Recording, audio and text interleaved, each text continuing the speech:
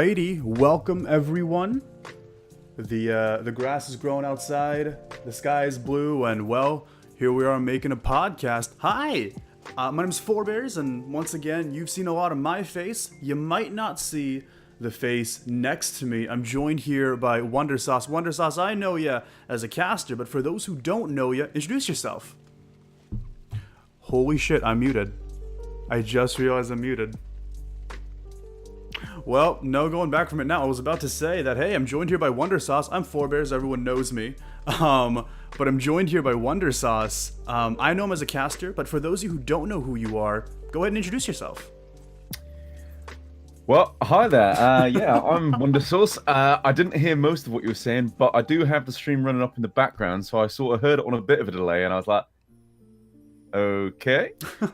But, So I've done a couple of games casting for the Overwatch Pretenders Discord server, and I can't honestly remember how it is that I found out about it. I think I was posting something on Reddit about the fact that I was interested in casting, and got a message, and I'd done it for a European server a few times, called the Overwatch Project.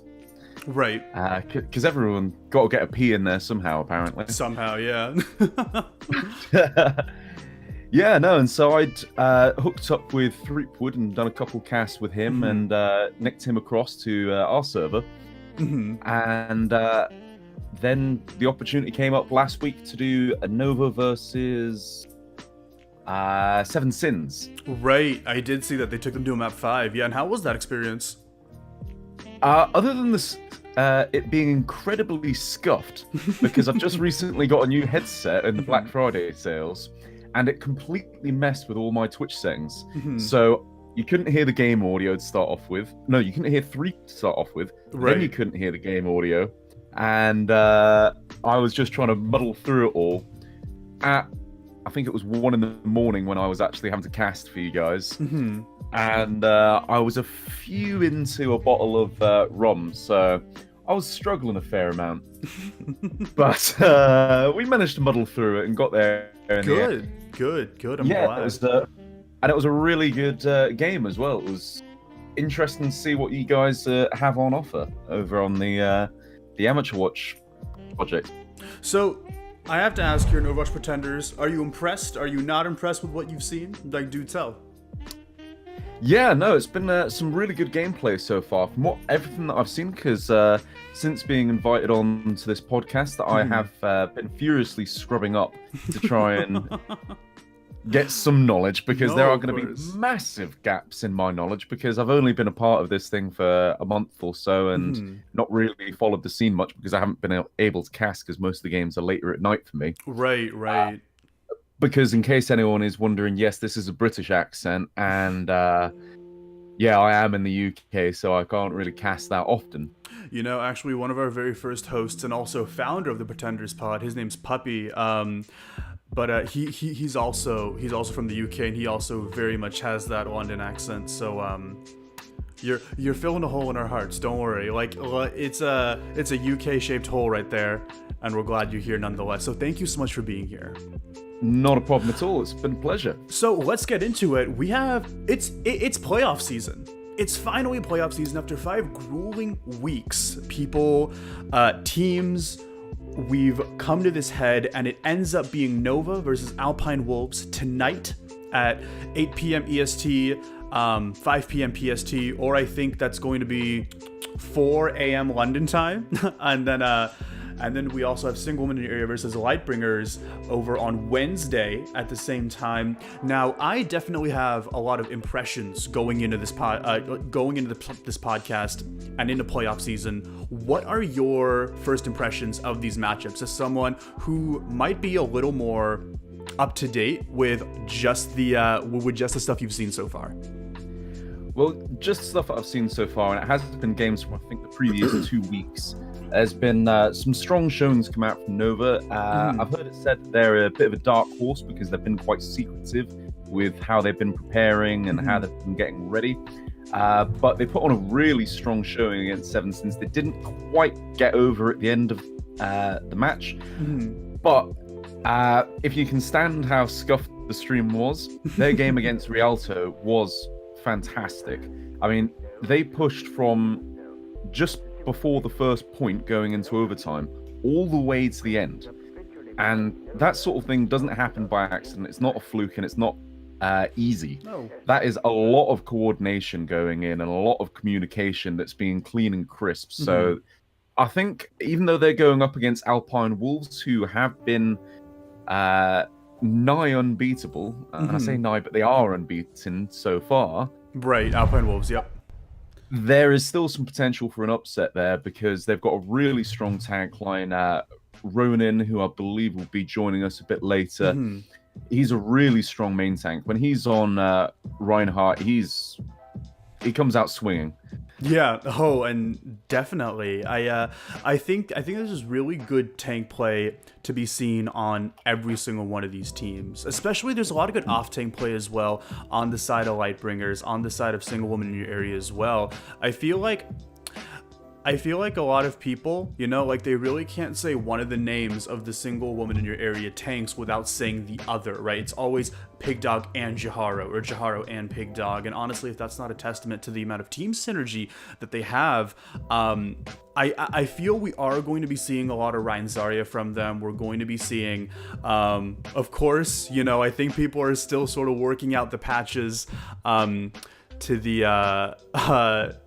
to see if the recent patch was really a GOATS nerf or not, or really how that's going to be shaking up the meta. We have a lot of changes coming out as well. Over in the patch notes, it looks like, let's see, for Bastion, like his ammo was increased from 25 to 35. We do see that weapon spread decreased by up to 33% while firing. Do you think that we're gonna be seeing a lot more Bastion on these games, on maps like Junkertown, on maps like Rialto, where they can put a lot more shield pressure on? Like, where do you exactly stand on that? I think Rialto Bastion could be a really interesting change-up, because I don't know if you've seen a clip that came out on the Comp Overwatch subreddit. I do follow it, yeah. Yeah, where I think it was Defran, Emong, and Seagull were 3-stacking, and they went up against Stevo, the Symmetra one-trick. That's right, I did see this, yeah. Yeah. Colorblind Bastion and someone else who I can't remember who was playing Orisa. Right, it was some off-meta comp, yeah. Yeah, and they completely rolled them. And I don't mean Defran and Seagull rolled the Symmetra one trick and the Bastion one trick. But it was the other way around.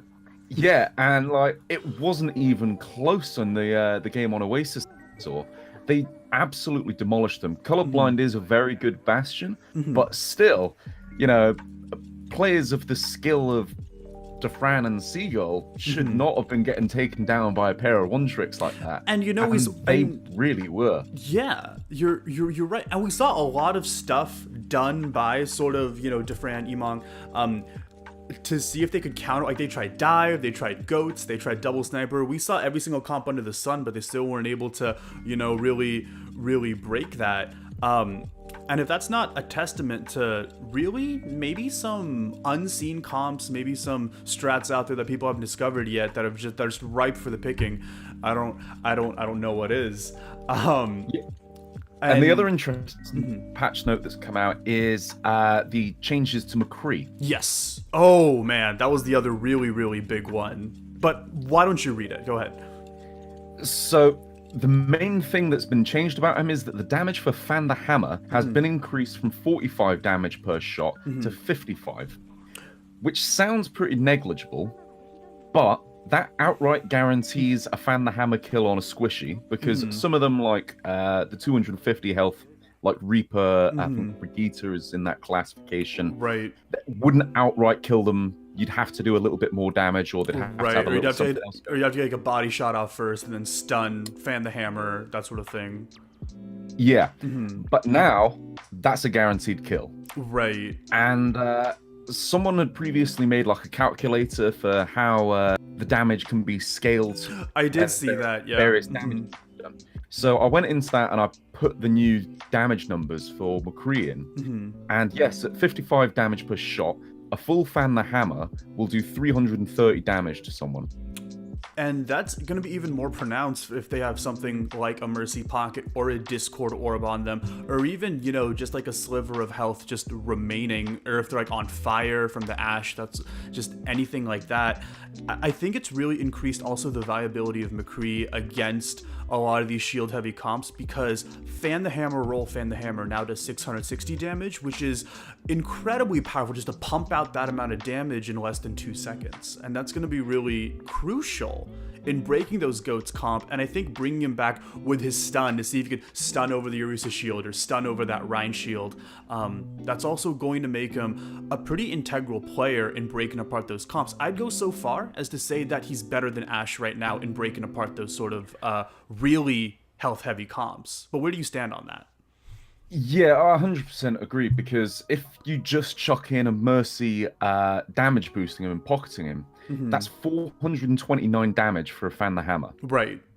So doubled up with a fan flash roll.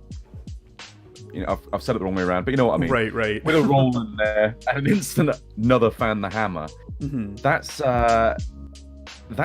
850 damage. No, it's more than that. That's 858 damage, which is insane. That's enough to instantly delete any tank in the game. Right. Without any major investment. It's just the Mercy damage boost. So that's your Reinhardt instantly gone. That's your, even if you get bubbled, you're still gone. Right. You don't stand a chance against it. Right. So it'll be really interesting to see if people are going to be making use out of this change. And because it can roll. Right, it definitely can. I think people are going to need to adapt fast, because there's also Brig and Doom changes, right? I think everyone saw that clip of Brig not being able to stun through Rhine shield anymore, which was a really big draw of Goat's comp, because it offered, in my opinion, a very tiny window of counterplay to recognize that, oh, there's a Brig that's being aggro, we have to focus down her shield before she's able to shield bash, and then their enemy Rhine can get a shatter in, and that's not there anymore. The damage from the shield bash has been reduced from 50 to 5, so she's not able to one-shot combo squishies anymore, but to compensate for that, she's healing a lot more, right? With that Inspire passive buffed up, with that Inspire refresh rate buffed up. And I wanted to ask, a lot of people are calling this a buff to goats. They're saying, oh, Brig isn't able to, although she isn't able to stun, although she isn't able to combo through shields, she is still providing now even more survivability to her team. And I want to ask sort of where you side on that. See, I am of the opinion that it's not a buff to goats, because just because the Inspire lasts for longer doesn't mean it's a buff to goats, because 9 times out of 10 your Brig would be on the front line swinging, so it wasn't going down. So the duration of it doesn't matter when you're in the middle of a fight, because the Bridget never stops swinging. When can you ever say that there's 6 seconds have gone by without your Brigitte hitting something? That's very true. Yeah. So that is, in my opinion, completely negligible. It doesn't hugely make a difference. The only thing it does make a difference to is if you've got a Zenyatta in your backline, where you can, I think it was the radius of the Inspire has been increased. Yep, that's correct. So your Zen might be getting some heals in the back now, rather than just sitting there throwing orbs out. The Inspire is not. It says like the cooldown of Inspire has been reduced from 1.5 to 1. It's but the duration's been increased from 5 to 6, and the total healing has increased from 80 to 100. But you know what that means? That means she's a better aura healer than Lucio. Yeah, that's the crazy thing about it, is that she's now, when people say to you in comp or on ladder, oh, can we have a main healer, please? Brigitte doesn't count as a main healer. Well, she kind of does. I think that it's also indicative of another thing a lot of people very much see as a strength of goats, and that's you're getting rally a lot more. Like you're pumping out a lot of you're pumping out a lot more healing. You're able to do about the same amount of damage as you're able to before. Maybe not confirm kills as easily with Shield Bash, but that's still a stun nonetheless. But you're getting Rally a lot faster, and you can almost expect, especially in Overwatch Pretenders games, to have Rally almost every fight. Yeah, it's going to be a big possibility and a big opportunity for Brits to get it off, which is going to cause issues for people like everyone saying that, oh yeah, dive goats is now going to get big. Winston's going to be huge. Because if Brigitte is able to put armor on people so much more consistently, then that's going to be a bit of an anti-Winston thing. Because once there's armor, Winston does next to no damage to them. Right. Yes, he can cleave and hit the entire team if you're all grouped up, but if you've got armor on top, people are just going to either ignore you, kill the rest of your team, and then turn around and take care of you, or they're just going to instantly turn on you and annihilate you. Right. They're only going to get tickled by that by that Tesla cannon. That's for sure. Yeah. And who doesn't want to be tickled by a giant space monkey? Sorry, scientist. That's a sentence that I thought I wouldn't be hearing today. The other really big change was on Doomfist, on his uppercut, the loss of air control, or sort of like the pseudo stun lock that Doomfist used to put on his enemies, was really integral to comboing them. And it looks like that's been lowered from that 3 seconds of stun lock to 0.6 seconds, which is, I think, a bit of an arbitrary number, but let's roll with it for a second. Seismic Slam, the maximum range has been reduced from 20 to 15, and the targets no longer lose air control while being pulled in by that Seismic Slam. And the Meteor Strike, the damage radius has been increased from 1.5 to 2 meters, and the outer ring maximum damage has been decreased from 300 to 200. So the outer ring's been nerfed, but the inner ring's been a little buffed in terms of the radius. And I'm going to say that's a bit more of like a lateral movement to his ultimate, but the other sort of loss of air control bits, those are really, really big losses to people who play Doomfist, and to the amount of utility he was able to get and just diving the backline and almost always confirming a kill. What are your thoughts on Doomfist as a DPS right now?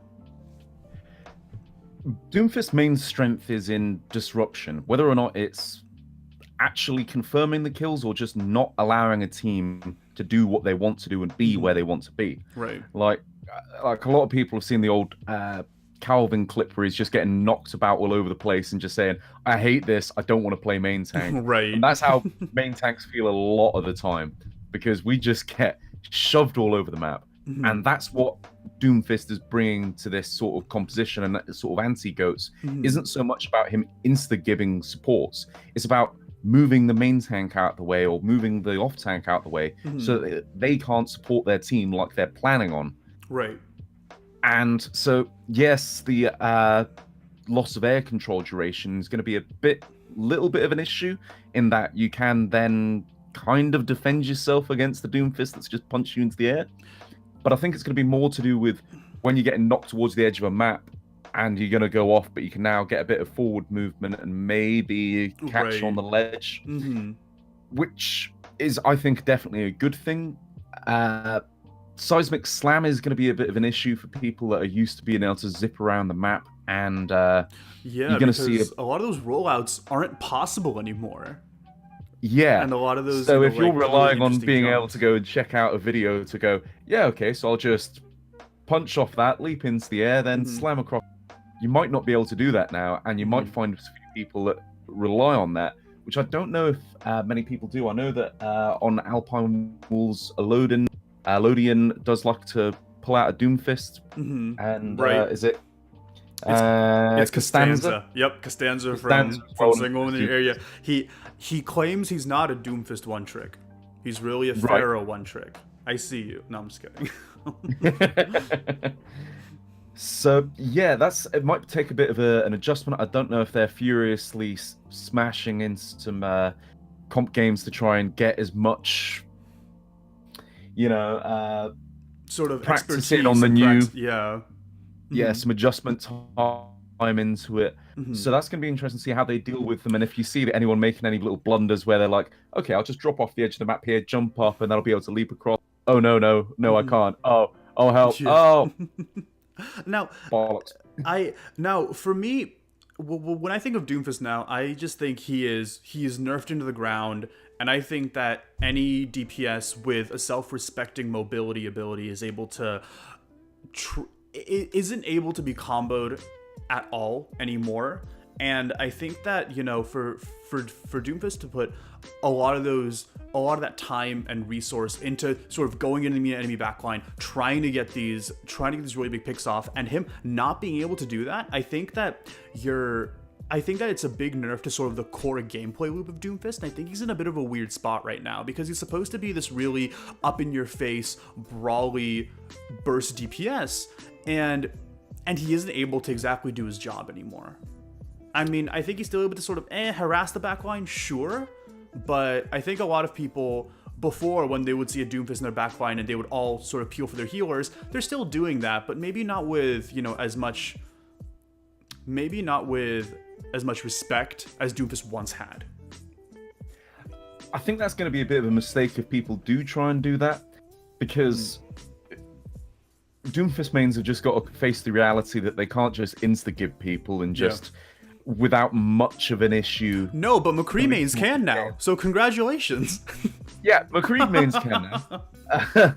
And Tracers don't have to be scared of Brigitte anymore, because they can't be one-shotted, which, is going to mean that supports are going to have to be a bit more cautious. But I don't think that Doomfist is entirely written off yet. I think that he can still do a lot of damage. And he's just going to have to be a bit more cautious. Because he's still going to be able to build up as much health and as much shields as he has in the past. He just might not be able to get in and out as cleanly and as without an issue as he was. He's still going to be a force to be reckoned with, I am fairly certain. I think the rise of Doomfist is not yet over.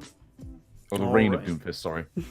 Well, hey, fair enough. Something I still definitely want to see is, now that Brigitte can't shield bash into Shatter, I still think Doomfist Rocket Punch into Shatter is going to be a tech pick. Like, as soon as Ryan gets their Shatter, and one of the DPS who would probably just use their ults prior before, they would just quickly swap to Doomfist, get that Rocket Punch off, and then they could just go out and Shatter. I'm still waiting for that, and I'm really excited to see that for playoffs. Yeah, the genie's a bit out the bottle now that people suddenly have come to the realization that, we can just stun their Rhine with something. Right. And then get a free shatter. And so now that Brigitte can't do it in the way that she did before, she's not going to be able to get them off and without being speed boosted and then run around the side, then shield bash. Right. It's not going to happen. Maybe devote a Zarya bubble to the cause as well, and that's even not guaranteed. Yeah, and it's going to give Rhines and Zarya's so much more time to try and stop this stun that it's just not going to happen for Brigitte. So I think that, like you were saying earlier, the McCree flash and stun might start to come into it. Doomfist can definitely play a part in it. The only issue is that when he uppercuts, he's going to knock the Reinhardt too high to be affected by the shatter. Because if he's too far off the ground, he won't get stunned. Maybe the McCree stun is the way to go then. I think we're going to be seeing a lot of McCree in these playoffs. And I think Hitscan mains, looking at Jewelodian, looking at you, Nico, they're going to really shine here. Looking at you, Dork. And the most important patch we haven't mentioned, or the change that we haven't mentioned, is that Molten Core's been buffed as well. That's right. 160 to 180, is that right? 130 to 160. Forgive me, 130 to 160. On first glance, I think it's a bit of a negligible change. I think people who know how to avoid Molten Core will still avoid Molten Core, but I think it lends itself to maybe being used a bit more proactively as a DPS ult. Maybe you could throw that into a Zarya grab. Maybe you could throw that on top of a Ryan Shatter or something of the sort, but I still don't see Tor really getting too much play here, unless it's on these really specialized compositions, like a pirate ship composition on J-Town or like Route 66, that sort of thing, which won't be in this season's map pool, but hey, we all saw next season's, right? But what do you think about Tor? Like, do you think he's going to be a mainstay in the meta? I don't think Torb will ever be a mainstay in the meta, just because while he has his place and he has his role, it's a very clearly defined role in that he is supposed to stop people from going to certain areas of the map, and he's supposed to be an area denial. That's the word I was looking for. Character. Right.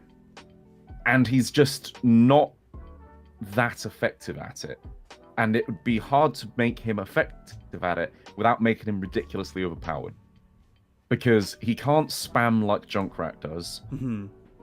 His turret can be annoying to deal with, but it can also be super easy to deal with. You have to have your team play around the Torp to make it work. Right. And the second that you have to have a team comp be determined by one character, that's when it starts to go wrong, and that's when it stops being an all-powerful character.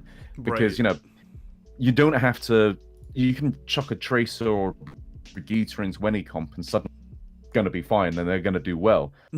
Unless they start getting countered, then you have to swap it up. It's not going to be a huge issue, I don't think. And while Molten Calls, it has been buffed for the damage, other than stopping overtime pushes or just, you know, trying to cut the team in half, I don't think it's going to have a huge impact. On Mail Wall, people can still get over it. If you speed boosted, you'll get over it with minimal damage. Right. So, you know. And, you know, I feel that Burn as just a damage over time ability. I want to know if, like, by chance they accidentally also did buff Ash's Burn, right? Because I just want to know if that's a thing. I don't think they did, but I think it'd be funny because there have been quite a few bugs coming in with this new Winter Wonderland patch. I know that like Blizzworld was like what was down for a couple days. I know that there were like there were a lot of really weird bugs with the new arcade game modes, but luckily everything's, you know, good and going for that. Plus we gotta look at the new Overwatch League skins. Did you get a chance to check those out? Yeah, those Hanzo Spark ones are so great. Yeah, I'm a Tracer Spark person myself. I really like the fact that, you know, her Iron Man sort of chest situation. I totally forget the name of it. It turns pink, and like I think it's a really cool look, if anything. Yeah, no, they're absolutely brilliant. And I was going to say the Runaway, but no, the Vancouver Titans skins, they're not as bad as people were making them out to be. Like, a lot of people have been saying that the color scheme's a bit crap and they don't like the logo, but I really like them. There's something about that green that really gets my goat. It gets your goats. Yeah, it gets your goats. So, yeah, I'm really excited to definitely see them play as well. Speaking of people who I definitely want to see play as well, the All-Star game is coming up soon, and I mean, this is my way of plugging myself for All-Star Game Day 1. Hey, vote for Forebears All-Star Game Day 1. But if you haven't gotten your All-Star in votes yet, go ahead and do so today. Today's the last day that All-Star votes are going to be accepted. Day 1 is a bit more of a fun day. Choose your favorite people just from each team. Day 2 is a bit more of, we want to know who you think is the best of the best in the league, and we're gonna throw them all in a battle royale to get that chicken dinner. But that's going to be a really fun time too. So once again, be sure to get those votes in, please, please, please.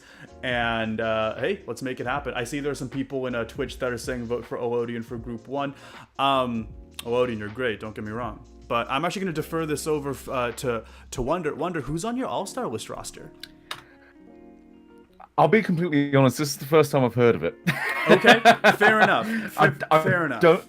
I'm in a lot of servers, so I haven't managed to keep up with it. So rather just who do you think are standout players? Yeah, if I was to make an all-star roster from the people that are in the playoffs, I would probably go.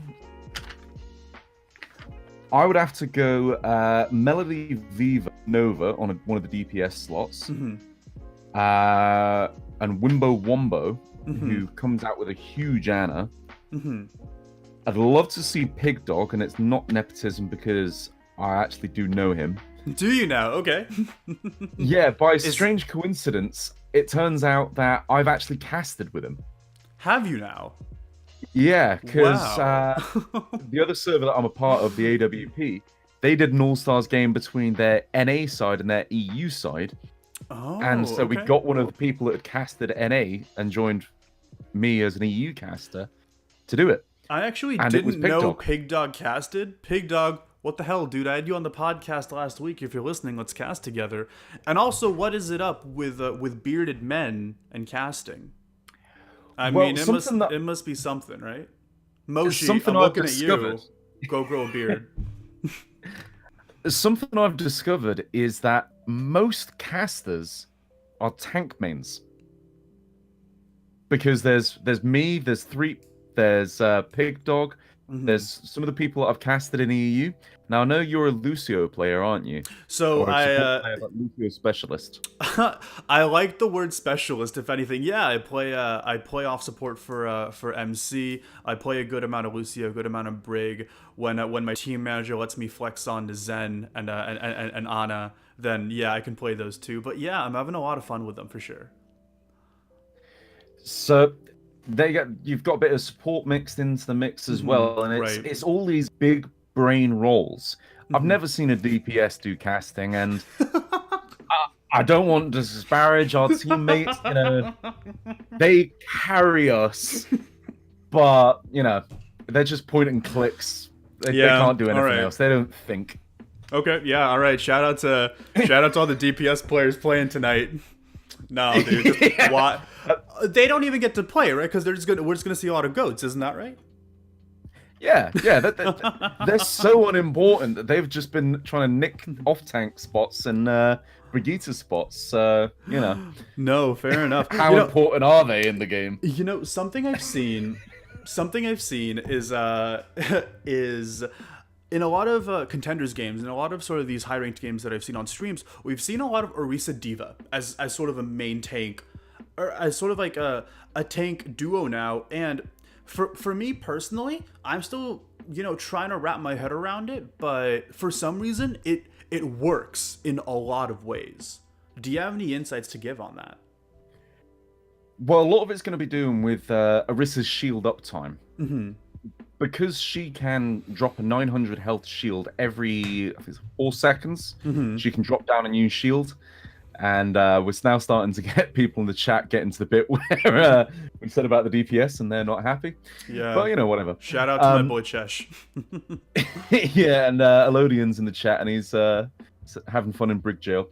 But, so Orisa's able to keep that shield up for so much longer. And with the McCree buffs, with Ashe being in the game and pumping out damage into shields, it's bringing in a lot more of that. Okay, we need a shield here, otherwise these hit scan heroes are going to delete people. And Diva surprisingly is the biggest thing stopping hit scan from completely dominating the game. Yeah, that makes sense. Yeah, if you go back to the some of the earlier Overwatch games where it was fresh out of the game and Diva was still on a Defense Matrix was a cooldown ability, right? Where she wasn't really played at all. It was dominated by hit scan play. It was all about your McCrees. It was all about your soldiers, and it was only Defense Matrix that was stopping these abilities, these hit scan players from dominating the game. So that's why you've got to keep a Diva on your team to try and negate. That's what I'm looking there we for. go. Yep. Ashe and McCree, Soldier, and Widowmaker. Widowmaker does try and get around it because her shots come off so fast, and oftentimes from where you're not expecting that, you can't really do a lot to stop it. But the rest of them, it is a lot more. You can almost completely negate a Bob, right, with a good Diva, right, or even a good sleep for that matter, right? There's a lot of good ways to negate Bob in many ways. Yeah, Sombra's hack's surprisingly effective. Yeah, no, very true. Because 6 seconds of standing there doing nothing is, you know, no, that's very, very powerful, no doubt.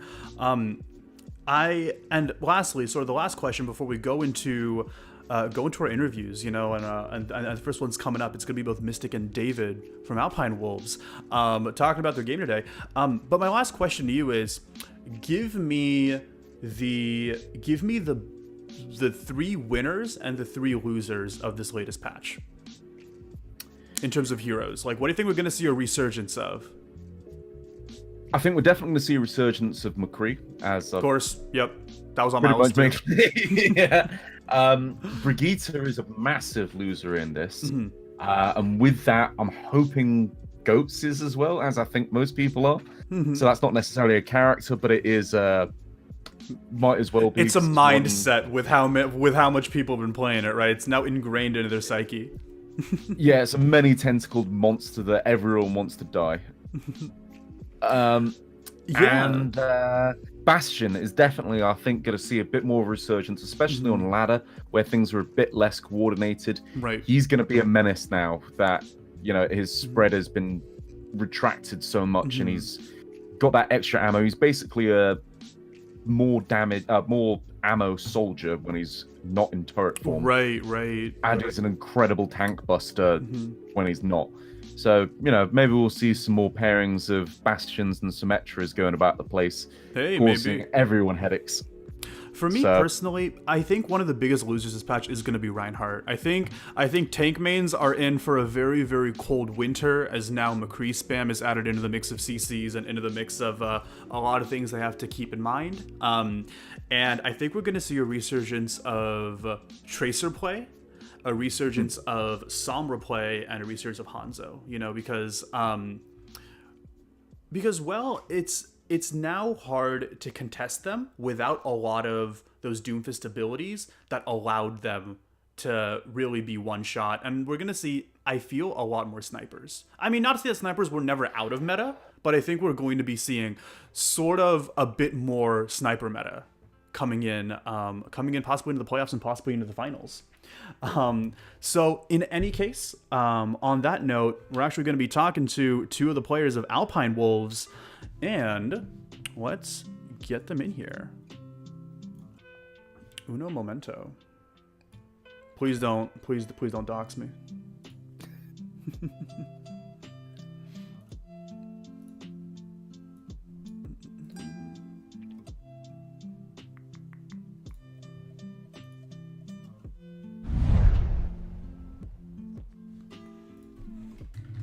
And come on in.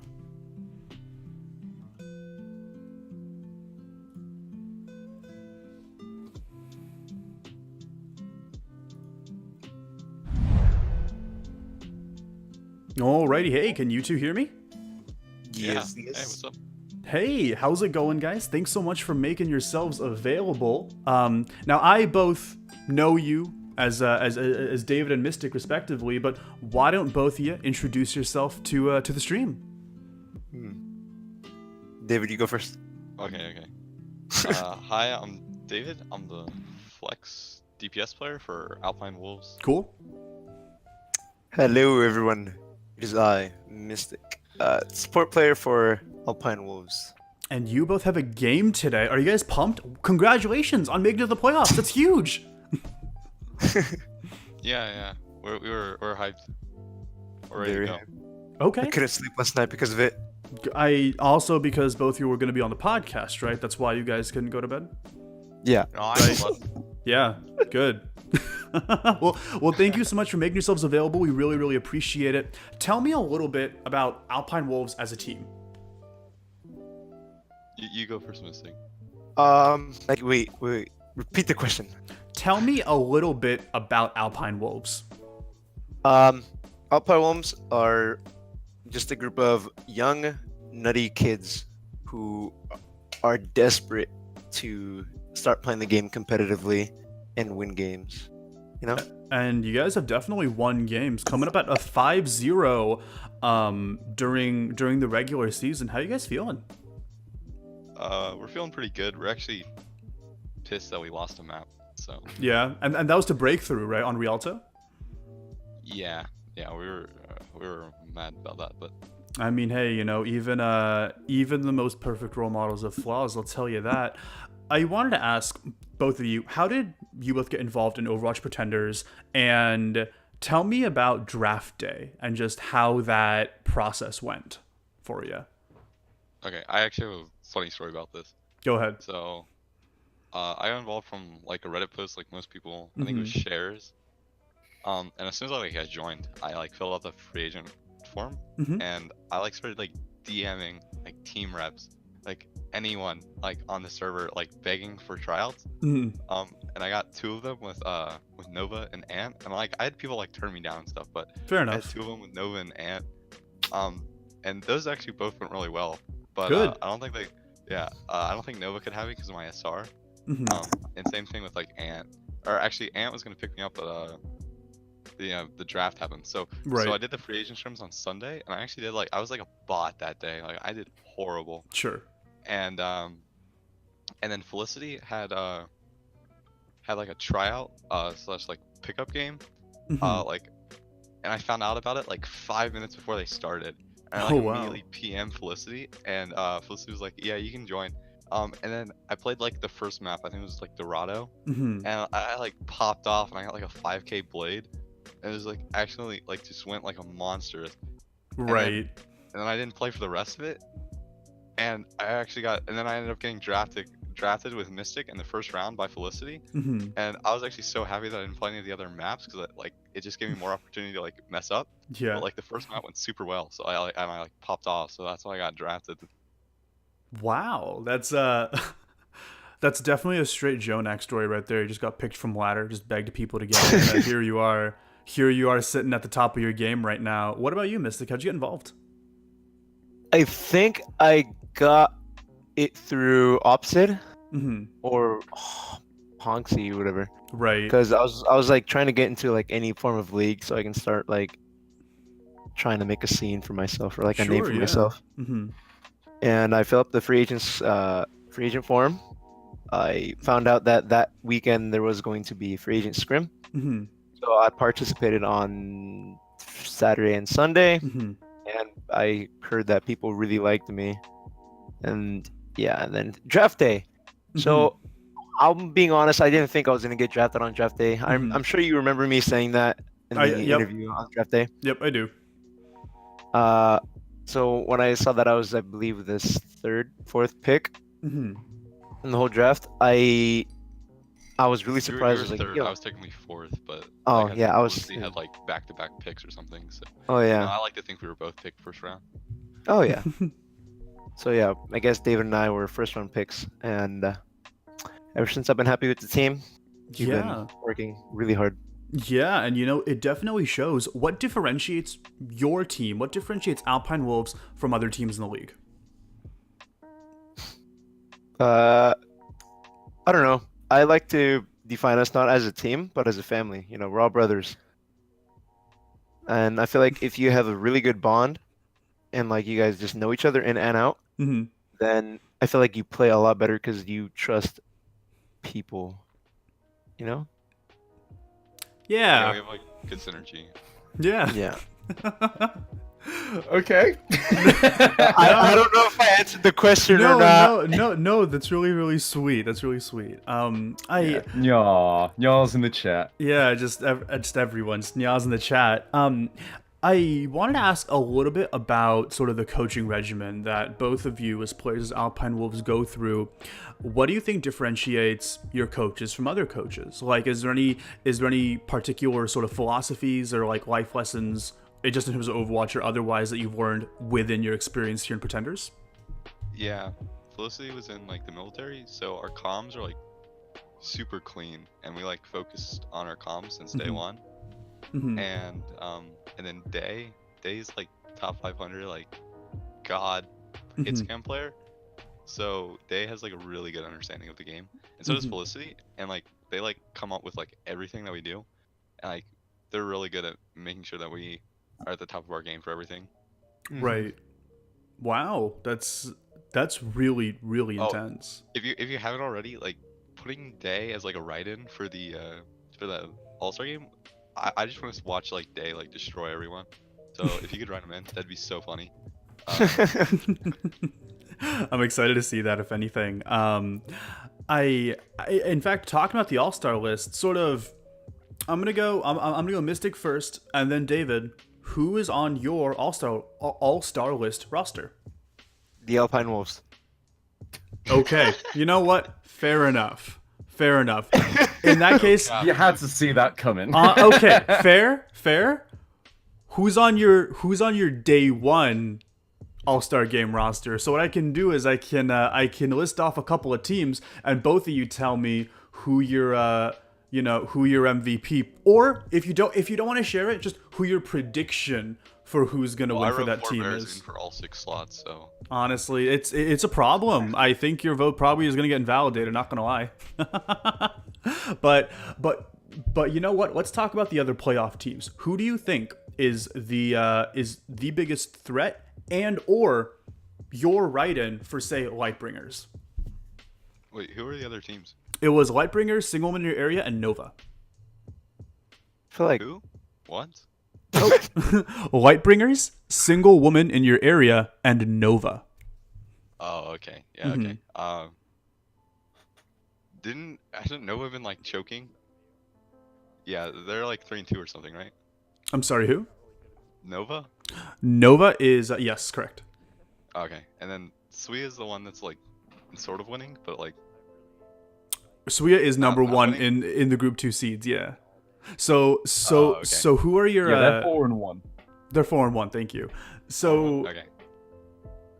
so Well, who are? if I had to pick yeah. who I was scared of, I'd probably say I'd probably say Suya because they're Yeah. like 1-1. Okay. I agree. And then, like Lightbringers, like that was a 4-0. Like Yikes. I don't know. I feel like that'd be a bad championship game to watch. Well, you're actually not battling either of those. You're battling Nova. What's your stance over here on Nova, and how have you been preparing for them? I mean, of course, you don't have to leak strats or anything, just sort of a general question. We've been playing Minecraft a lot recently. Nice. Mhm. Yep. Mm-hmm. Like tons of Minecraft, dude. Yeah. No, that I've been told that helps. And Well, it did well for the NYXL. It's So- Yeah, really yeah. well for the NYXL. That's sure. Like you need something that relaxes you, you know? I mean, Yeah, hey, we saw how well the NYXL did during playoffs. I'm just saying, don't underestimate. maybe Yep. just and then we've been practicing a lot of scrims. We've had like 5 days of scrims this week, so That's good. we've How's definitely been preparing. nice? How is the new patch affected your team? Are we seeing sort of a rise in Elodian on McCree? Are we seeing a lot less Brig, a lot less Goats comps, or what are we looking at? Um, I'm not trying to leak. Yep. yeah. Fair fair enough. We've been breaking the meta. Yep. Okay. We have our own meta. Mhm. We are the meta. Yep. So We control the meta. Good. Well, if anything, I'm really excited to see you guys play tonight over at 8 EST. Fun fact: I'm actually casting it. So hey, I will be the Pog. first one to find out what all y'all are playing, and I get to put in my own opinions on it. So that'll be really fun. yeah. So I guess my last question to you is, give me something you want to say to each other of the playoff teams. Like, whether it be trash talk, whether it be a good look, have fun, like, hit me with it. I'm ready. David, you go first. We're coming for you. We're gonna win. You can see defeat on your screen at the end of the match. All right, and Mystic, want to round us out? We're gonna play pretty solid. Just know that we ain't gonna lose without a fight. We're gonna use our best of our abilities to win and don't take dox you me. guys down. We win as a team and lose as a team. Hell yeah. Alrighty. Well, in We any go case, again. Well, in any case, both of you, thank you so much for being here. Right now, the red carpet is yours. Feel free to plug anything you want. And yeah, go for it. David, go first. Okay. Follow my Twitch, twitch.tv/holdmydavid. Follow Lodian on Twitch. I think it's Nickelodeon. He started streaming recently. Mm-hmm. Missy, Cough, you don't cough. stream. So I still have one. I stream art, You okay? plug your- I stream art. Okay. And we might have a YouTube channel coming up. So Mm-hmm. uh Team House. stay tuned for that. Team House. I don't know about Team House, but Maybe. maybe. Expect a YouTube channel. Yeah, shout out to Elodian, Twitch.tv, Nickelodeon. All Shout right. out to OWPod. Vote for him for All-Star Game with me, please. Thank you. All right, sounds good. And as always, good luck, have fun in your playoff game out there, and I can't wait to see you guys on the battlefield. Take care. See ya. Make us look good in casting, please. Will do. Peace. Alrighty, and once again, that was Mystic and David. Once again, be sure to follow them on twitch.tv/holdmydavid, twitch.tv/mystic, and twitch.tv/Nickelodeon. Also, check out twitch.tv/FelicityC. That's their coach. Sorry, go ahead. I absolutely love the confidence there from Mystic. Yeah, you don't watch me play Overwatch. I do art. Does he paint, or is he just so confident in his ability that he thinks it's his Lucio play is artistic? I mean, why not both, right? Yeah. And on that same note, now we get to see sort of the other side of that matchup. Ronan is coming in, the main tank over from Nova. Ronan, come on in. Ronan, come on in. And Mystic just DM'd me and said, I in fact do both art and Overwatch. So there you go. Okay, there we go, yeah. Ronan, where you at? Oh, perfect. There he is. Hey guys, Hey, how are you? Hey, man. what's up? I'm doing good. Good. Glad to hear. I feel like we definitely know who you are, but while I'm getting the stream set up, why don't you tell everyone who you are and introduce yourself? Okay, I'm Ronan. I'm the main tank for Nova. Playing tonight. Yeah, over at 8 EST. Are you excited? Like, what's going through your mind? Getting those jitters? How you feeling? No, can't. It's the same as any game, you know. You're pretty excited, but you know, it's never too. The jitters never really get to you. You know, you gotta be steel-willed before a game. No, that's definitely true. Tell me a little bit about Nova. I don't know too much about Nova. Full disclosure, I feel like you guys don't let anyone in your Discord server. Believe me, I've tried. But tell me a little bit about Nova. We just kind of game. I don't know. Like we jump through hoops to get a scrim going, and when we scrim, we're like, "Hey, do we want to try Torb? Fuck it, let's do Torb." Right. Like it's very like we're gaming first and foremost, and then second we're like doing hardcore strats to like win the game, I would say.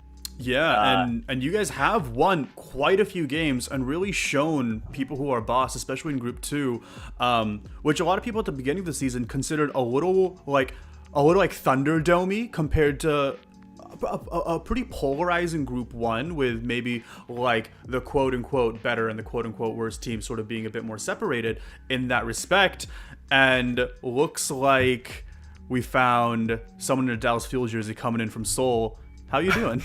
How you doing, Wonder? Yeah, sorry, I just I had someone call me. I just had to nip off and come back. Don't worry. Oh yeah, still hear yep. Yeah, oh yeah. Oh, yeah. I'm sure that's I noticed exactly that what too. happened.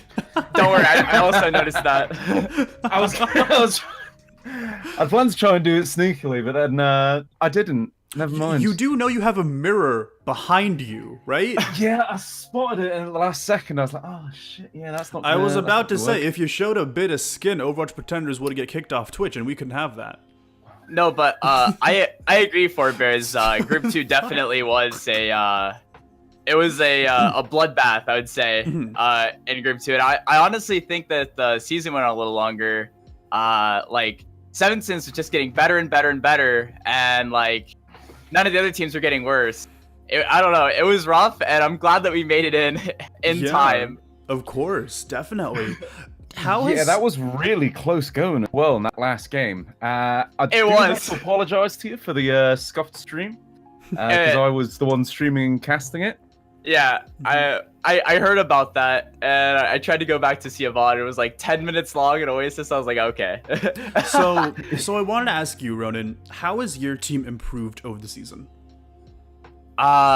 we've gotten a lot better, like, as a team, like Mhm. communicating as a team, pushing as a team. Cause like I feel like, specifically, like I'm new to the league, and I know a couple other people in Nova are new to the league. So like Mhm. this is all new to like play with the same people all the time, and do the same things together as a team. Mhm. So I think that's the big way that we improved overall. Okay. I'd say. Good. And there were a couple roster changes since the teams had been made. Of course, the loss of your main take in Leon. How integral was he to your composition? Because I feel like a lot of people hold him on a pedestal, myself included. Are those justified or not? Maybe. I think so. He was our shot caller. He was our secondary target caller, and he was sort of like the toxic spirit of our team. Mhm. And as soon as I had to become the main shot caller, and Chat and Sweets they helped me out, but it's like he was a lot of energy, and like we've sort of had to pump in our own energy to like replace it, I would say. Mm-hmm. Okay. Well, nonetheless, how do you feel about going against Alpine Wolves? Do you think that do you think that energy is enough to carry you through? How are you guys preparing for them? We're scrimming, we're having a good time.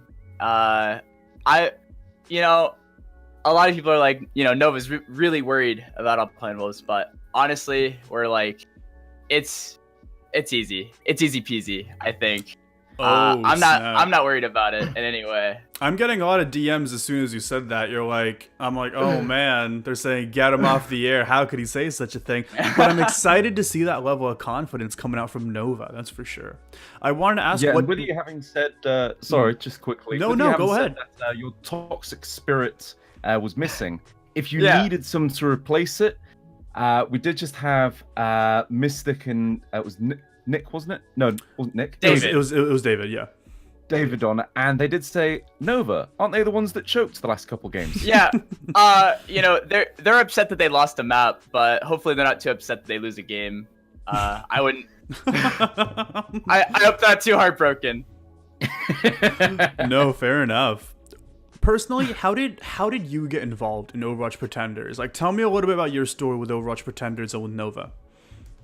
So I saw a post from Rick on our competitive Overwatch, and I was like, I'll join this. This sounds like fun. Mm-hmm. And then I tried to be like a pug lord, for a little bit, like in between the seasons, and I tried out for like every team. There was probably only like 2 or 3 teams I didn't try out for, and it was a really good experience. And I don't know, and I was on Nova. It was a good experience though, like from joining the server to getting on a team. Okay. And were you here since the beginning of the season, or when did you join? I joined at the tail end of last season, so like I joined, and like 3 days later was the Scuffed game, the finals for the last season. Okay. Oh, I see. Yeah. Okay. Yeah. Against a team called Scuffed. Correct. Yeah. That's like I like think of that as like the Scuffed game. It was the only game I watched with Scuffed because they, yeah. No, fair enough. I did want to ask. And I know I asked this before, but sort of going into maybe like the coaching aspect of it, what differentiates Nova from other teams in terms of how you guys prepare and sort of your philosophy to come in at this game? So throughout this season, Nova's had a lot of coaches, and sometimes they would join our Discord, say, hey, I'm XYZ or whatever, and then they wouldn't show up again. So around like week 4 or so, we got Will, and Will really helps us out. Basically, he's more of like, if we screw up, right, we're like, hey, Will, how do we screw that one up? And then he basically like explains what's going on. But mostly we do, like Nova, the players, we do like the strats, the ideas, the thinking, like let's swap.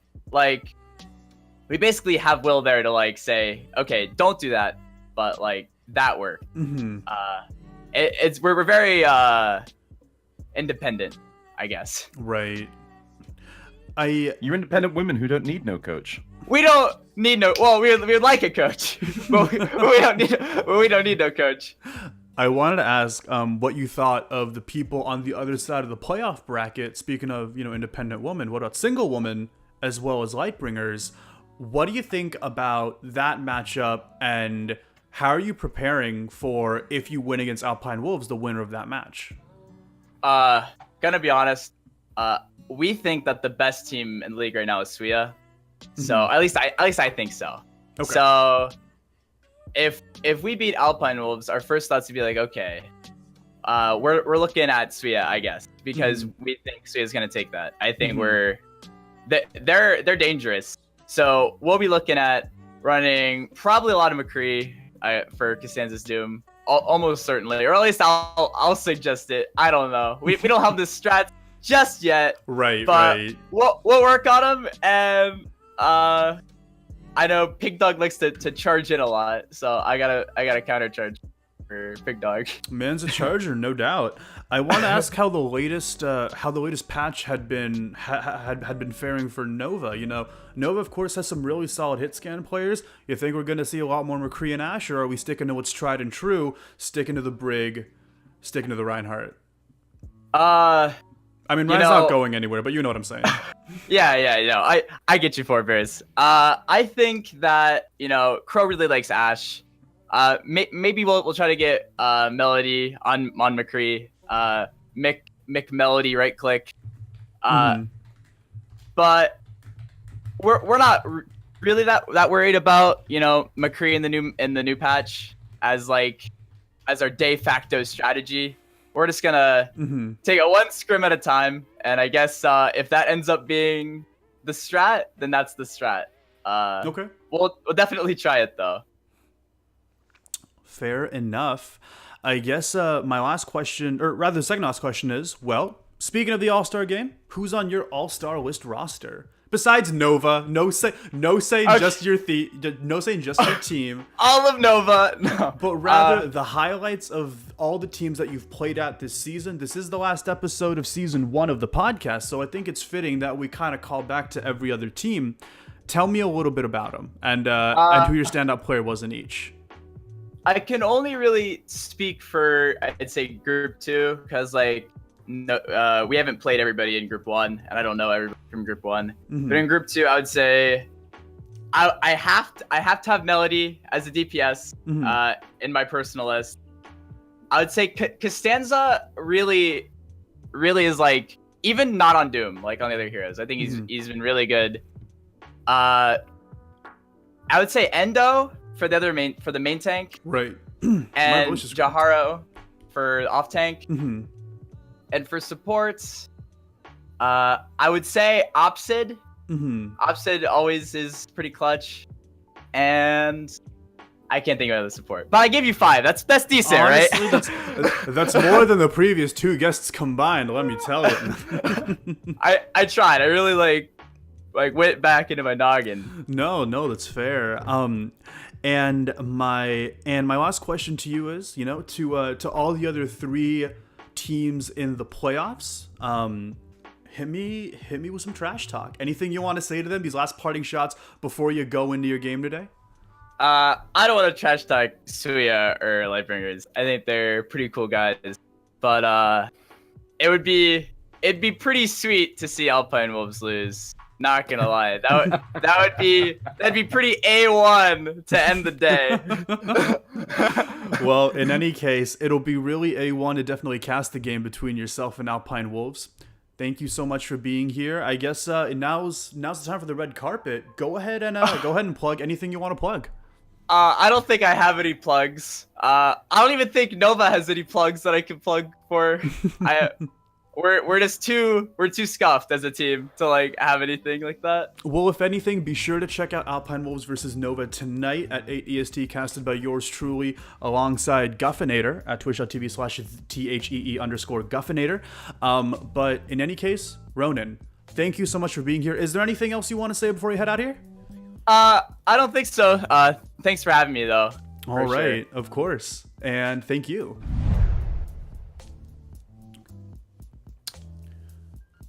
And that was the other side of the matchup today. That was Nova's Ronan. How are you feeling? Wonder? What do you think about this matchup now? You think it just got a little higher in stakes? So yeah, Ronan's quietly confident, and I'm like, that. Interesting to see to find out what he thinks about Swea being the strongest team in the league. So I don't know. Maybe I don't know if it's a bit of shade on the Group 1 that there wasn't anyone there to give Alpine Wolves a good match. No disrespect to MC, of course. But no, fair enough. I'm looking forward to seeing what he busts out, because he had a really strong Rhine performance last when I watched him play. And he was farming Earth Shatters really, really fast. And that's something Alpine Wolves are going to have to deal with, is a very aggressive Rhine that's 100% backed up by their team. Actually, another person who can also give their opinion is another one of the casters here joining us. I'm joined by, in fact, I'm just going to let him introduce himself. Hello, this is Threepwood. And Threepwood, welcome to the stream. Thank you so much for being here. How are you? How's your weekend going? I'm doing dandy. A little busy, a little crazy, but got to go to a Christmas party last night, so that's pretty awesome. Yeah, you're in mid-move right now. How's that going for you? I am, and packing always sucks, and I mean like always. Like there's nothing ever good about packing, except you get to throw out a lot of stuff. Have you seen those cool Japanese packing videos where they just like come in and they make everything in these like neat little boxes, and you just kind of go out for like a holiday over a weekend, and they're just good to go the next day? I have, and like I didn't think I could feel worse about myself about something as minor as packing, but there you go. Sorry for bringing up bad memories. Well, there's sometimes a bit of a cultural disconnect between the UK and America, and I think that when it comes to watching packing videos, that's a strong contender. What, you don't watch packing videos? Right. Are you kidding me? It's a hobby. Hang on a second. It's not a hobby. It's just a thing that happens. Well, I've never thought, what would really relax me right now is watching some Japanese people pack up all their belongings. You haven't watched Japanese people pack up their belongings. That's the thing. Don't knock it till you try it. Right. I mean, I'm not actually sure what else the internet's for, regardless. Honestly, yeah. Well, sort of bringing it back over to Overwatch, because that was a great transition. Packing it up. Packing it up and bringing it back. Threep, I wanted to ask you, you're someone who's definitely followed a lot of these teams from their inception here this season.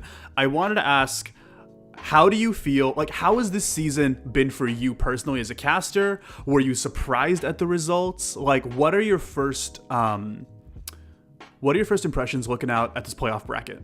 So, you're 100% correct. I was in Overwatch Pretenders Season 0, quote unquote, the first season where we were just getting our footing and trying to figure it out, and I was a player on 7 Sins. And I played on 7 Sins for Season 0 and Season 1, right up until the end. And this is the first season where I had not on a team at all, I'm just purely casting and observing. And all I can say is, holy crap. So, bunch of new teams coming in, a bunch of other teams really getting their footing and starting to really strut their stuff. I remember playing against Lightbringers in Season 1 and thinking, wow, they're a great team. Then losing to them and thinking, wow, they're a great team. And now here they are in the playoffs. So I feel good about being right the whole time. But then we have these new teams coming out of nowhere, like Swea, an Action News team, who despite not making the playoffs in the latter's case, put up a really great showing. And I like where Overwatch Pretenders is going. I really like how the league looks right now, and I think that this playoff race definitely shows it's still anyone's game. I mean, Alpine Wolves definitely made themselves kind of the Nixel of the league with their 5-0 massive map differential, losing only a single map the entire freaking season. But it's still, I still think that anyone could take the Season 2 champion title. Right, and I feel like Lightbringers, Swea, Nova, and Alpine Wolves are... I know everyone thought they were these, incredibly good teams, but now they've very much become like juggernauts in their own right, just within a lot of their tank play and a lot of their DPS play in particular. I wanted to ask about... I know we talked about this earlier, and you're like, well, I don't want to bury anyone, but I do want to ask predictions here.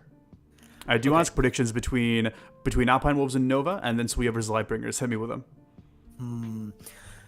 Based on Nova's performance in the last game that I got to cast for them, and this was versus 7 Sins, where they actually did not secure that top seed for their group, but they still played really well. I think Nova has a shot against Alpine Wolves. I really do think they do. Mhm. My prediction has to go with Alpine Wolves, but I will be happily upset if Nova manages to pull it together, do what Nova does best, and And be identify really the win condition. consistent, Yeah, right? yeah. And really Because show Nova's good them, at that. what's best, of course. Yeah. Now for Lightbringers, I think my gut's gonna go with Lightbringers here. Mm. Definitely think both teams are really good.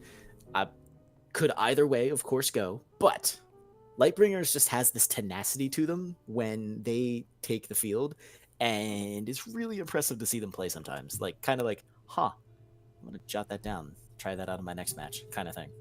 Yeah, part of me wants to say that Lightbringers as a team relies a little heavily on their DPS players to be positioned in a way and enable them to set up these really big plays.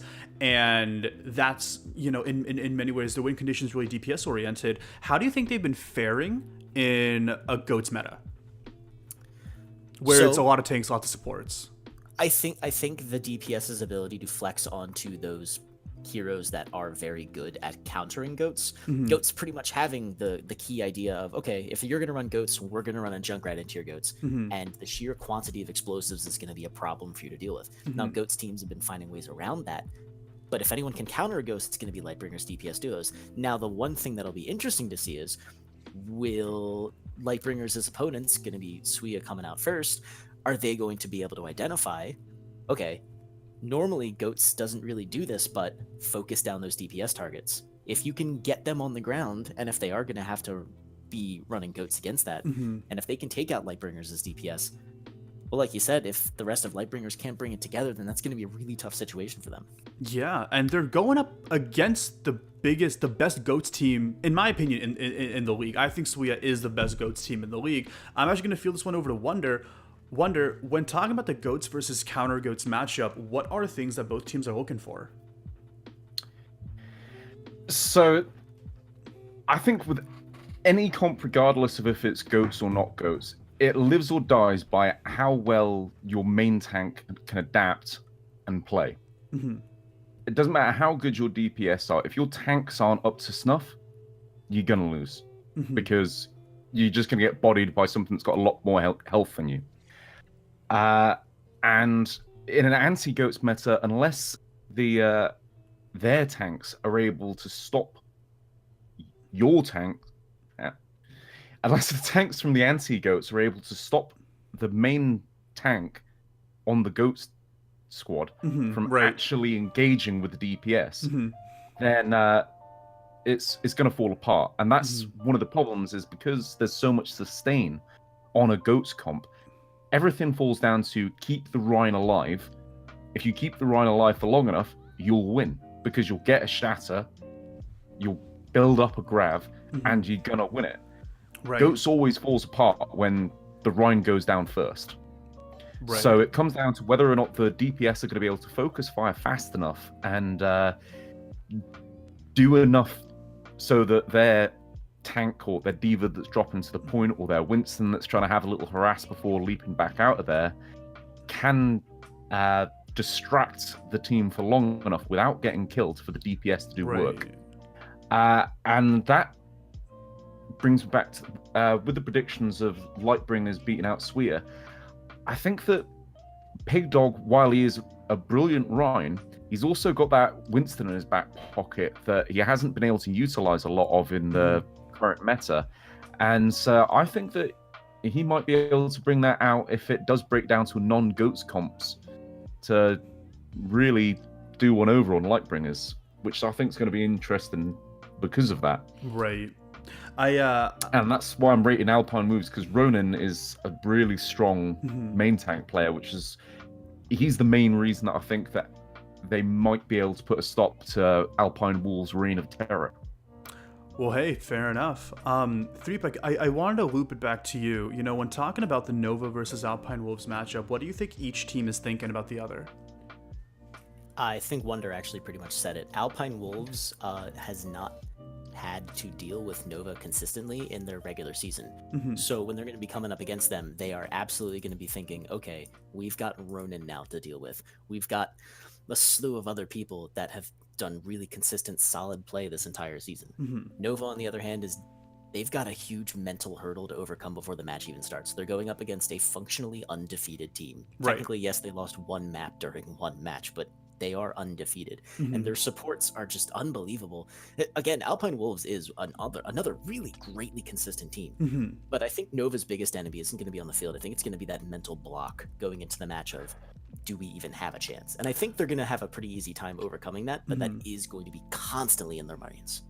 You know, something that I did notice is that each of the 4 teams in the playoffs, they've had these really, really consistent rosters just throughout the entire season. Yeah, there have been, some swaps here and there. We did see Adam X leave Lightbringers.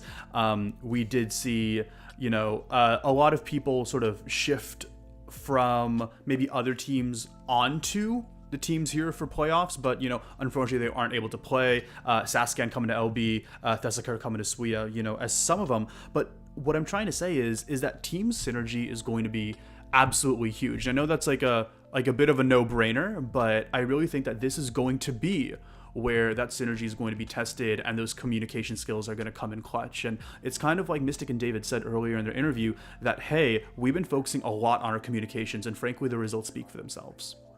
I 100% agree. I don't mean this as a knock to any team, but I don't identify any one specific player as the carrier for that team. And like, I'm going to go back to the league as an example. Spitfire identified Carpe on the Fusion as the player to eliminate and control, and the results spoke for themselves. They utterly crushed the Fusion in the grand finals. Right. In this instance, for the Pretenders, I agree. I think team with the greatest synergy is going to be the one who wins out in the end. And yeah, like, there are some clear star players on either side. Like, again, we have Mystic, who's really, really solid. We've got Ronin on Nova, who's just amazing on that tank. Right. But I think that the team's coordination is going to overpower any sort of one carrier that's going to show up. Yeah, 100%. I wanted to focus the discussion sort of back to you. How did you get involved in Overwatch Pretenders? So I was one of the players who joined right at the very start. I saw the ad on Reddit, or the post on Reddit, go out for the very first time, and I joined, and I think there were maybe 40 people. I don't even functionally comprehend how many people are on the server right now. I think it's in the hundreds. It's 900. So we're closer to 1,000 now. Like, that's another 2 digits added to that number. Yeah. Now, of course, not everyone's on a team. A lot of people don't want to be on a team. Most of them join for the community. A lot of them possibly just lurking for the time being. But of course, there's a lot of stuff going on in Overwatch Pretenders. But yeah, so I joined really early, and then I was picked up onto Seven Sins, and that is where my logo comes from. It was drawn by one of the original Seven Sins members, who also did, I think, Lightbringers and a couple other teams' logos. Yeah, it was Lord of Nothing. Yeah. And so I was having such a great time, and I learned a lot. And then at the end of season 1, a lot of stuff came up in life, as it does. And I said, you know what? I'm going to take a step back. I'm going to drop the team. Can't make my commitments. And then in season 2, I got some more free time, and I felt, well, it's too late to join the season. What if I try casting? I've always kind of wanted to get a leg up in that, and here we are now. Yeah, and now, you very much cemented yourself as one of the casting cornerstones of Overwatch Pretenders, no doubt. I always look back at your games, and it's always like, dang, dude. Even now, I'm thinking to myself, like, wow, I wish I could be as articulate as Threepwood right now, but come on, I'm using you as an example, man. That's clearly where I'm getting it from. Well, in any case, I wanted to ask you, as someone who's followed a lot of the teams here, who is on your All-Star Games list? And we're going to play a game where I'm going to throw out a team name, and you tell me the one person who you think is going to win. Does that sound good? All right. Okay. Alrighty, computer, please work. OverwatchPretenders.com/teams for those who want to follow along. We're going to start off with your logo, Sake Seven Sins. Ooh. I would go with Cat Dad. Cat Dad? Okay. Why? The cat father. The feline father himself. And give me one sentence. His flexibility is a credit to any composition. Okay. Sounds good. What about, and just going down the list, Action News Team, but assume the expanded roster, their week 1 roster. Yeah. All right. So I'm actually still going to go with Endo. Their tank play, truly consistent, truly excellent. Again, credit to their team. Alrighty. Mercury Cougars. Put me on the spot here. You don't you don't have to say me. Forebears without even thinking. It's a problem a lot of people have. I'm telling you. No, yeah, I'm gonna go with the big bro himself. I'm gonna go with Forebears. Thank you. Thank you. Keeping the team alive. That's really all I can say. Keeping the team alive. Alrighty. I would personally, give it off to either Cheshire or Cryptic, but I mean, I'm honored to take that. Chesh would have been my second choice. No Hey, lie. fair enough. Sorry, Cryptic. Let's talk about Nova. The name keeps coming up, and yeah, I really don't have anything else to say. It's going to be Ronin again for that tank. It's the quantity of ultimates that the person develops is just it's envious. Fair enough. Night Ops. The last time I had a look at them, I really want to say Epic Waffle kind of impressed me a bit with their support play. Adam X, on the other hand, it's just something about those players. And then, of course, there's the Majestic Moose. That's a tough one. I might take a mulligan. I don't know. I might default to Waffle, though. Okay. Wow, that means Night Ops has like a 3-way tie going out in Threepwood's book. Look at that. Talk to me about Skyhounds. Skyhounds. I have feelings about Skyhounds. Skyhounds was actually they used to be a different team, I believe, and they I enjoyed playing against them. One of my buddies, actually very close friends, in the real world, was on this team, and so we always had a good time playing together.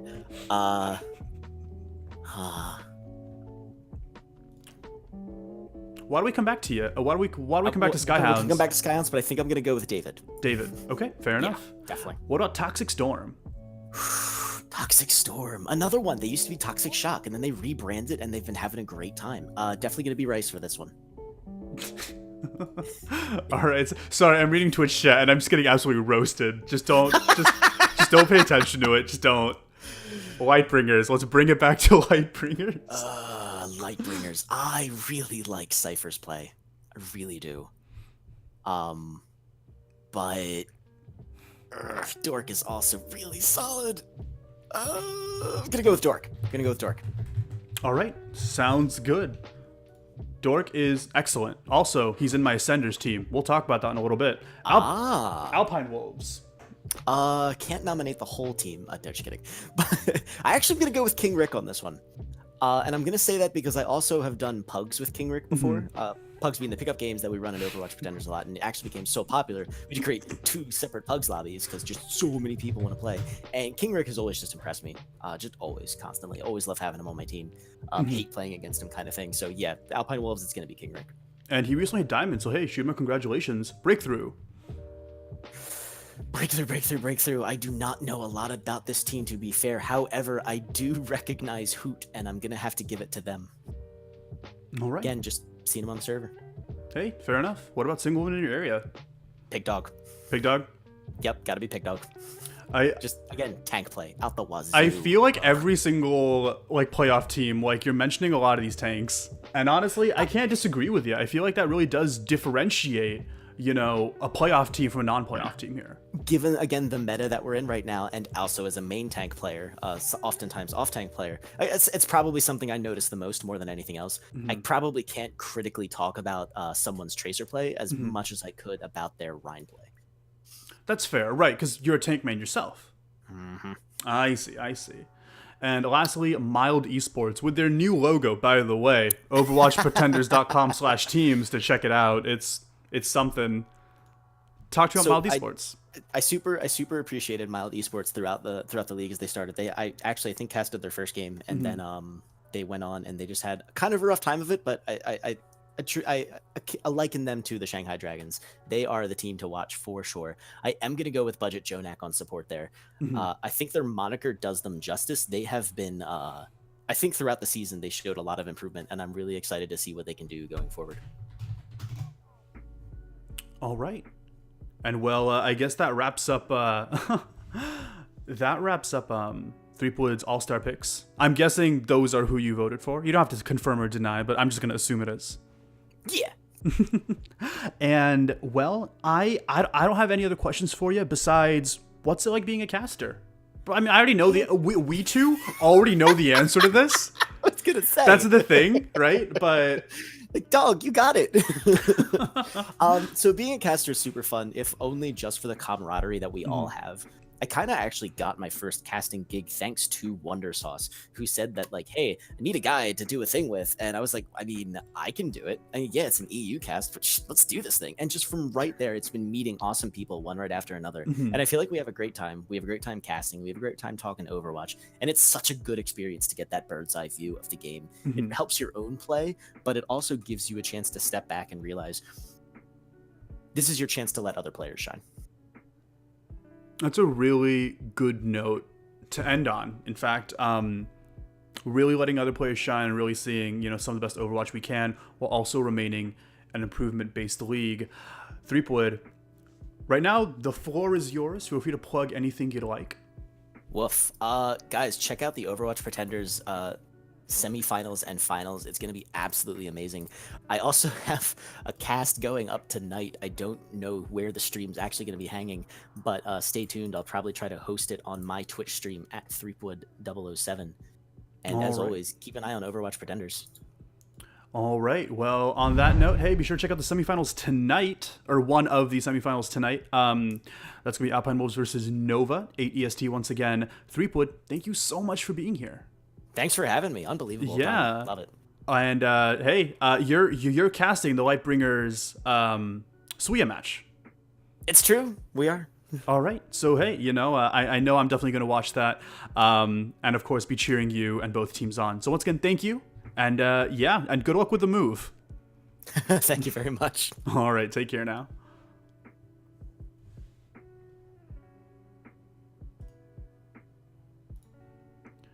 And once again, that was OWPod. Be sure to check him out on twitch.tv/OWPod007.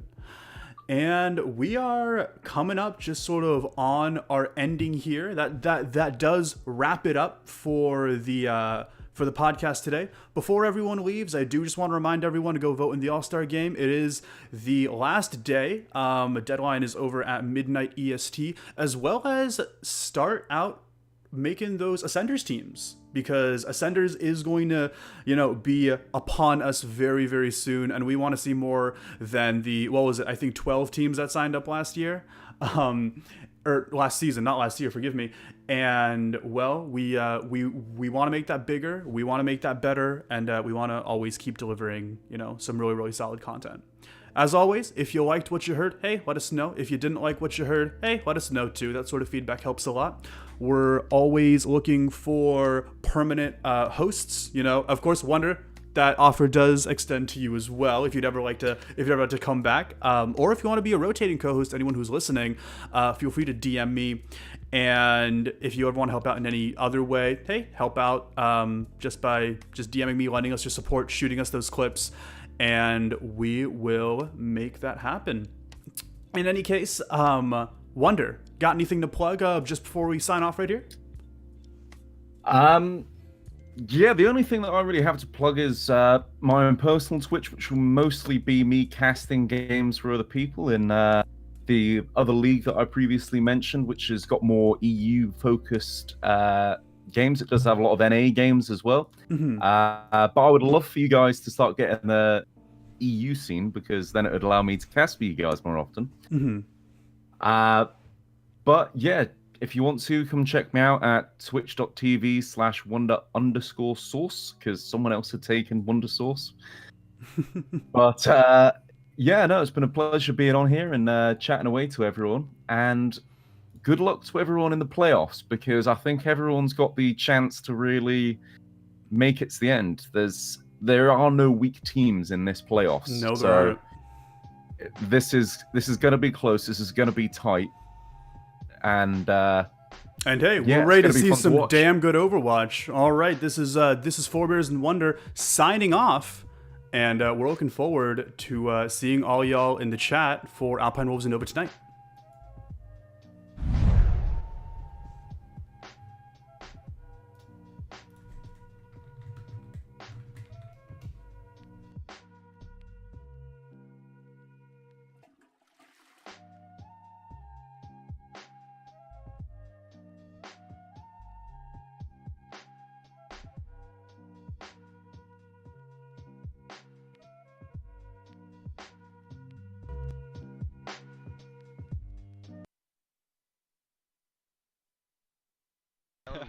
Mountain Goats.